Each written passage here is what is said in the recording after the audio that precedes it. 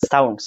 আমরা জানি ইংরেজি ভাষার মূল ভিত্তি হচ্ছে 26 অ্যালফাবেটস, রাইট? এর পিছনেও আরো গল্প আছে। 44 সাউন্ডস সাথে আরো একটা সাউন্ড আছে যেটাকে শোয়া সাউন্ড বলা হয়। নরমালি লিখিত কোনো ফর্ম না, কিন্তু ব্যবহারের সময় আসে। এটা সহজেই ধরি তাহলে 45 সাউন্ডস। এগুলো দিয়ে ইংরেজি বলা হয়ে থাকে। যখন আপনি হচ্ছে কোথায় এই বল হবে আর কোথায় আ হবে, কোথায় এই উচ্চারণ হবে আর কোথায় আ উচ্চারণ হবে, এই পার্থক্য যদি আপনাকে বুঝতে হয়, ইংরেজিতে আপনি অনেক সময় দেখতে পাচ্ছেন সেটা হচ্ছে যে কিছু কিছু জায়গাতে আপনার উচ্চারণ হচ্ছে এই, যেমন টেবল, কিছু কিছু উচ্চারণ হচ্ছে আ, যেমন আওয়া। এই যে দুইটার পার্থক্য, এটা যদি আপনাকে জানতে হয় তাহলে বুঝতে হয়, তাহলে আপনাকে অবশ্যই সাউন্ড সম্পর্কে ধারণা নিতে হবে।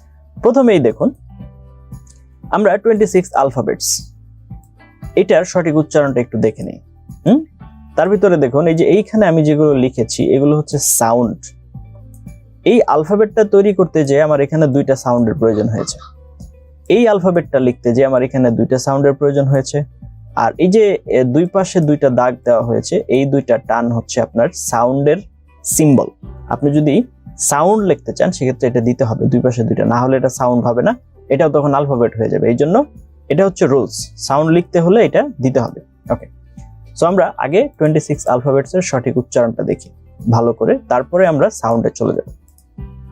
এই, A, B, C, D, E, F, G, H, I, J, K, L, M, N, O, P, Q, R, S, T, U, V, W, X, Y, Z.